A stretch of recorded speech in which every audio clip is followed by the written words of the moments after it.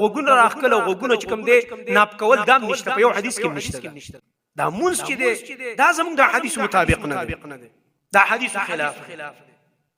ډیر چې کوم دی څوک غوګونه راکاږي ځان الله اکبر هغه د نیت مسله خو ورله ماشاءالله سم زیته ورسوله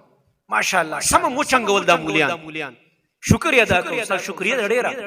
چا چې کنځري کړي دا غیم شکریه د علم مسله کولا وکړه زمون خبره زیته ورسید الحمدلله او پټه ټغه کار نه کیږي ټغېږي په دې باندې الحمدلله ډېر چې کوم دي احناف علما ماته میسج وکړلیو زما شکریا ادا کړو علم دا مسله واضحه کړه احناف علما چې څوک د الله نه یری او څوک چې زیدي دا خو علاج نه او چې حکم زمون جواب کړي هغه غریب په کې دا ټکه خامخا ویلې چې نه کنه مړه د نیت تعلق خو د جبه سره نه دی د زړه سره دی همدا مې د نری استلا دا مې راوي استلا الحمدلله همدا مې د نری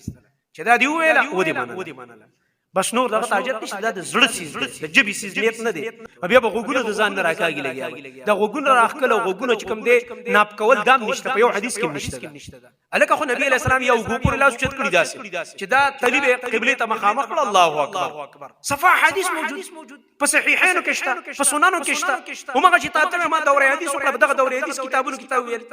او یا نبی صلی الله علیه وسلم د غوګونو نرمۍ پوری او چت کړی دا غټه غوته وک سره لګول پکې نه دی راغلی ودا برابر راغلی سي دې ځې پور بدا سره او یا دیو پور اکثر عملم دا نو دا حدیث مطابق د خپل منځونه برابر ول پکار د شرکو د سجده د قاعده